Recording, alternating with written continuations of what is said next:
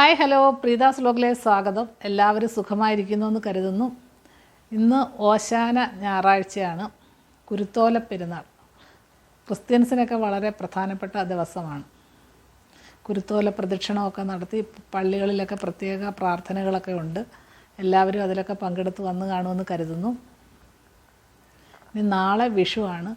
എല്ലാവരും വിഷുവിന് ഒരുക്കുന്നതിനുള്ള തയ്യാറെടുപ്പിലായിരിക്കും. വീടെല്ലാം വൃത്തിയാക്കി പിന്നെ നാളത്തേക്ക് വിഷുവിന് എന്തൊക്കെ ഒരുക്കണമെന്നുള്ള ഒരു ചിന്തയിലും സദ്യവട്ടങ്ങളിൽ ഒരുക്കുന്നതിൻ്റെ ചിന്തകളിലും ഒക്കെ ആയിരിക്കും എന്ന് കരുതുന്നു. വിഷുവിന് ഏറ്റവും പ്രധാനപ്പെട്ടത് കൊന്നപ്പൂവാണ്. എല്ലായിടത്തും ഇപ്രാവശ്യം മഴ വന്നത് കാരണം കൊന്നപ്പൂവെല്ലാം അങ്ങ് പോയിട്ടുണ്ട്. എങ്കിലും കുറേ വീടുകളിലൊക്കെ കൊന്നപ്പൂ നിൽപ്പുണ്ട്. പക്ഷേ ഇന്ന് രാവിലെ ആയപ്പോഴത്തേനും എല്ലാവരുടെയും വീട്ടിലെ കൊന്നപ്പൂവും എല്ലാവരും പറിച്ചുകൊണ്ട് പോയിട്ടുണ്ട്. ഇപ്പോൾ എല്ലാവരും വാങ്ങിച്ച് വെക്കുന്നതാണല്ലോ പതിവ്. കൊന്നപ്പൂ റോഡിലൊക്കെ വാങ്ങിക്കാൻ മാർക്കറ്റിലൊക്കെ കിട്ടുമെന്ന് പറയുന്നു. പക്ഷേ എല്ലാം വാടിയതൊക്കെ ആയിരിക്കും. എല്ലാ വീടുകളിലൊന്നും കൊന്നമരം ഇല്ല. കൊന്നമരം അങ്ങനെ വച്ച് പിടിപ്പിക്കുന്ന പതിവില്ല. ഇടയ്ക്ക് പണ്ടൊക്കെ കുറച്ച് വീടുകളിലൊക്കെ കൊന്നമരം ഉണ്ടായിരുന്നു. പക്ഷേ എല്ലാ വീടുകളിലും കൊന്ന വെച്ച് പിടിപ്പിക്കത്തില്ല. വീടുകളിൽ കൊന്ന വെച്ച് കൂടുന്നൊരു ഇത് വന്നിട്ടുള്ളത് കൊണ്ടാണ് കൂടുതൽ പേര് ഇത് വെച്ച് പിടിപ്പിക്കാത്തതെന്ന് എനിക്ക് തോന്നുന്നു. പക്ഷേ ഇപ്പോൾ ഹൈബ്രിഡ് കൊന്നപ്പൂവൊക്കെ വന്നിട്ടുണ്ട്. എല്ലാവരും ചെടിച്ചട്ടിയിലൊക്കെ കൊന്ന വെച്ച് പിടിപ്പിക്കുന്നുണ്ട് ഇപ്പോൾ. പക്ഷേ ഈ കൊന്നപ്പൂവിന് ഏറ്റവും കൂടുതൽ വിഷുവിൻ്റെ സമയത്താണ് ഈ കൊന്നപ്പൂവിനുള്ള ഏറ്റവും അത് അത്യാവശ്യമായി വരുമ്പോഴാണ് എല്ലാവർക്കും ഈ കൊന്നമരം എന്താ വെച്ച് പിടിപ്പിക്കാത്തതെന്നുള്ളൊരു സംശയം വന്ന്. അങ്ങനെ ഞാൻ എല്ലാവരോടും ഇങ്ങനെ എന്തുകൊണ്ടാണ് ഈ കൊന്ന വെക്കാത്ത വീടുകളിലെന്ന് അന്വേഷിച്ചപ്പോൾ അതിന് ഈ കൊന്ന എന്നുള്ള പേരുള്ളത് കൊണ്ടാണ്, കൊന്നമരം എന്നൊരു പേര് വന്നതുകൊണ്ട് വീടുകളിൽ വെച്ച് പിടിപ്പിച്ചുകൂടെന്ന് പറയുന്നത്. അത് ഈ കൊന്നമരം എന്ന് പേര് വരാൻ കാരണം അതിന് പിന്നിലൊരു ചെറിയ കഥ ഞാൻ പറഞ്ഞു കേട്ടിട്ടുള്ളത്. ശ്രീരാമൻ ബാലിയെ കൊന്നത് ഒളിച്ചു നിന്നാണ്. അന്നേരം ഈ മരത്തിൻ്റെ മറവിൽ നിന്ന് ഒളിച്ചു നിന്ന് അമ്പെയ്താണ് ബാലിയെ കൊന്നത്. പിന്നീട് ഈ മരത്തിനെ എല്ലാവരും കൊന്നമരം എന്ന് വിളിച്ച് ആക്ഷേപിക്കാൻ തുടങ്ങി. ഇതിൽ ദുഃഖിതനായ ഈ മരം മഹാവിഷ്ണുവിനോട് പരാതി പറഞ്ഞ് എന്നെ എല്ലാവരും ഇങ്ങനെ കൊന്നമരം എന്ന് വിളിച്ച് ആക്ഷേപിക്കുന്നുണ്ട്, ഞാൻ എന്ത് തെറ്റ് ചെയ്തിട്ടാണ്, ഭഗവാനല്ലേ എൻ്റെ അവിടെ ഒളിച്ചു നിന്ന് കൊന്നത് എന്നുള്ളത് പറഞ്ഞു.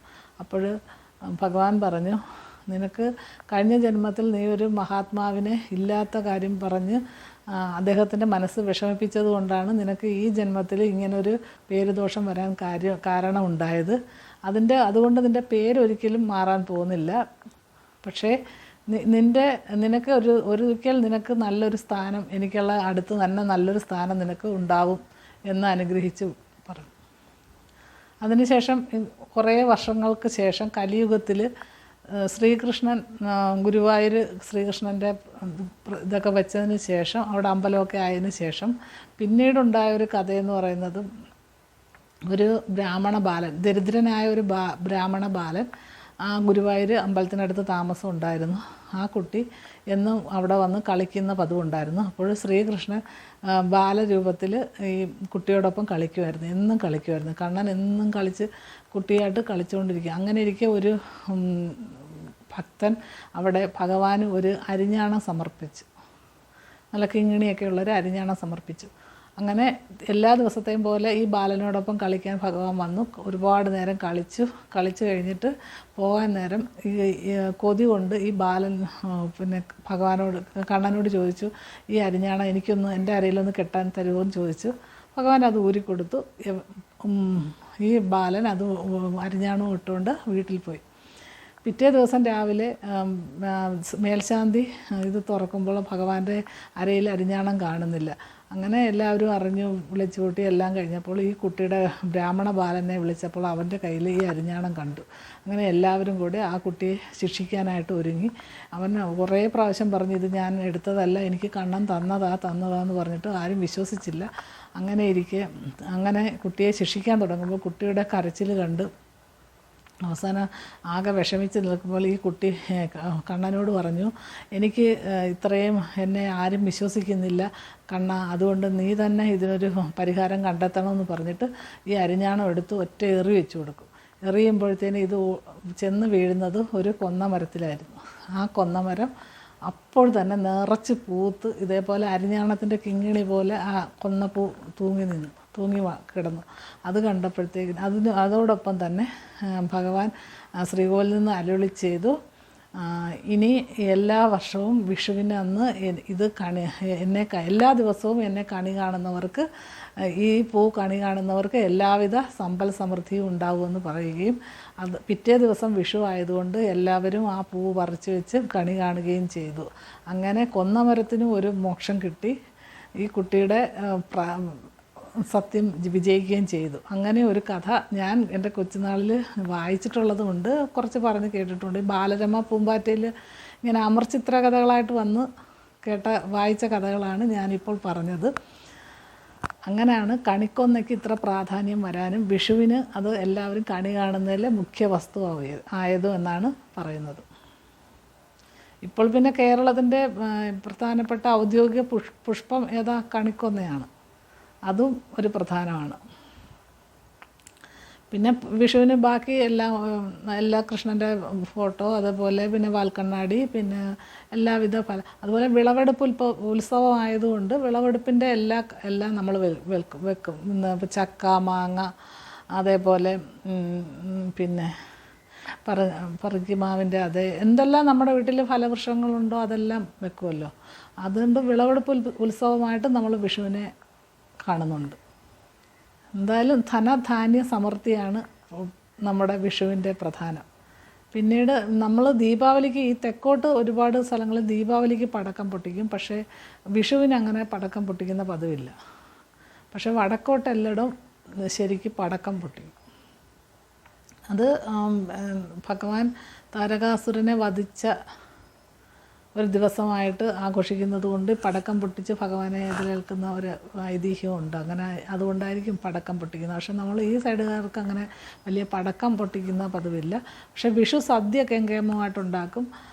ഓണത്തിന് നമ്മൾ ഒരുക്കുന്നത് പോലെ തന്നെ വിഷുവിന് സദ്യ ഉണ്ടാക്കും. അതുപോലെ തന്നെ ഈ ചില സ്ഥലങ്ങളിലൊക്കെ മാമ്പഴ പുളിശ്ശേരി വളരെ പ്രധാനമാണ്. മാമ്പഴത്തിൻ്റെ ഒരു കാലമാണല്ലോ ഇപ്പോൾ, ഇഷ്ടംപോലെ മാങ്ങ പഴുത്ത്. അതുകൊണ്ട് മാമ്പഴ പുളിശ്ശേരി ഇങ്ങനെ വിഷുവിന് ഒരു പ്രധാനപ്പെട്ട വിഭവമാണ്. അതേപോലെ എല്ലാവിധ പച്ചക്കറി വിഭവങ്ങളും അതെല്ലാം കൂട്ടിയാണെന്നല്ല നമ്മൾ ചേന, ചേമ്പ്, കാച്ചിലെല്ലാം വിളവെടുത്ത് കഴിഞ്ഞിട്ടുള്ള ഒരു ഉത്സവമായതുകൊണ്ട് അതൊക്കെ കൊണ്ടുള്ള കറികളാണ് എല്ലാവരും ഉണ്ടാക്കുന്നത്. അങ്ങനെ ഒരു വിളവെടുപ്പ് ഉത്സവമായിട്ടാണ് വിഷുവിനെ നമ്മൾ കണക്കാക്കുന്നത്. ഓണവും വിഷുവാണ് ഏറ്റവും പ്രധാനപ്പെട്ട നമ്മുടെ രണ്ട് ഉത്സവം. അതൊക്കെയാണ് എനിക്ക് വിഷുവിനെക്കുറിച്ച് പറയാനുള്ളത്. പിന്നീട് വിഷുവിന് നാളെ പ്രധാനപ്പെട്ടത് കൈനീട്ടമാണ്. അത് മുതിർന്ന ആൾക്കാർ നമുക്ക് കൈനീട്ടം, അത് പണ്ടൊക്കെ നമ്മുടെ അപ്പൂപ്പനും അമ്മൂമ്മയും അങ്ങനെ ഏറ്റവും വീട്ടിൽ ആരാ മുതിർന്നതെന്ന് വെച്ചാൽ അവർ ₹1 കൈനീട്ടം, അല്ലാതെ ഇപ്പോഴത്തെ കണക്ക് ഇങ്ങനെ കറൻസികളോ ഒന്നും അതൊക്കെ വേണമെങ്കിൽ പിന്നെ നമുക്ക് തരുമെന്നല്ലാതെ വിഷുവിന് കണി കണ്ടു കഴിഞ്ഞാൽ പിന്നെ ₹1 നാണയമായിരുന്നു തരുന്നത്. അത് മുതിർന്ന ആൾക്കാർ നമുക്ക് തരുന്ന ആ ഒരു ശീലം അതിങ്ങനെ പാരമ്പര്യമായിട്ട് തുടരണമെന്നുള്ള രീതിയിൽ എല്ലാവർക്കും അങ്ങനെ കൊടുക്കുമായിരുന്നു. ആ ഒരു പൈസ നമ്മൾ വളരെ സൂക്ഷിച്ച് നമ്മുടെ പേഴ്സിലോ അലമാരയിലോ അടുത്ത വർഷം വരെ നമ്മളത് സൂക്ഷിച്ച് വെക്കും, വിഷു കൈനീട്ടം കിട്ടിയത്. അല്ലാതെ ഇപ്പം നോട്ടൊന്നും അങ്ങനെ പണ്ട് കൊടുക്കുന്ന പതിവ് എൻ്റെ കൊച്ചുനാളിലൊന്നും ഇല്ലായിരുന്നു. പക്ഷേ ഇപ്പോൾ എല്ലാവരും വലിയ നോട്ടുകൾ ഒക്കെയാണ് ഇപ്പോൾ വിഷു കൈനീട്ടമായിട്ട് എല്ലാവരും കൊടുക്കുന്നത്. പണ്ട് നാണയങ്ങളായിരുന്നു. ഇതൊക്കെയാണ് എൻ്റെ വിഷുവിൻ്റെ ഓർമ്മകൾ. പിന്നെ വിഷുവിന് ഒരുക്കുന്നുണ്ട്, നമുക്ക് കണി ഒരുക്കാനുള്ള എല്ലാ കാര്യങ്ങളൊക്കെ ചെയ്ത് കുറേയൊക്കെ ആയിട്ടുണ്ട്. ഇനിയും ബാക്കി ഇത് കിടക്കുന്നുണ്ട്. അതിൻ്റെ ഇടയ്ക്ക് ഞാൻ കുറച്ച് വിഷുവിൻ്റെ വിശേഷങ്ങളൊക്കെ നിങ്ങളുമായിട്ട് സംസാരിക്കാമെന്ന് കരുതി വന്നതാണ്. പിന്നെ വിഷുവിന് പിന്നെ ഇതൊക്കെയാണ് വിഷു കൈനീട്ടവും വിഷുവിന് വിഷു കണി ഒരുക്കുന്നതുമാണ് പ്രധാനം. പിന്നെ ചില അമ്പലങ്ങളിലൊക്കെ ഉത്സവങ്ങളുണ്ട്. ഞങ്ങളുടെ ഇവിടെ അടുത്തൊരു അയ്യപ്പൻ്റെ അമ്പലമുണ്ട്. അവിടെ വളരെ പ്രധാനപ്പെട്ട ഉത്സവമാണ് വിഷുവിൻ്റെ അന്നാണ് അവിടെ ഉത്സവം. നാളെ ഭയങ്കര രാവിലെ പോയി വിഷു കണി കാണാനൊക്കെ ഭയങ്കര തിരക്കാണ്. എങ്കിലും ഒരുപാട് ആൾക്കാർ പോയി രാവിലെ വെളുപ്പാങ്കാലത്ത് 3:30 മുതൽ പോയി കാണും. അതുപോലെ ഗുരുവായൂരും വിഷുക്കണി ദർശനത്തിന് ഭയങ്കര തിരക്കാണ്. പിന്നെ ശബരിമലയിൽ എല്ലായിടും പ്രധാനപ്പെട്ട ദിവസമാണ്. എല്ലാവർക്കും സന്തോഷവും സമാധാനവും സമ്പൽ സമൃദ്ധി നിറഞ്ഞ ഒരു വിഷു ആകട്ടെ എന്ന് ആശംസിച്ചുകൊണ്ട് തൽക്കാലം നിർത്തുന്നു. മറ്റൊരു വീഡിയോയുമായി വീണ്ടും കാണാം. ബൈ.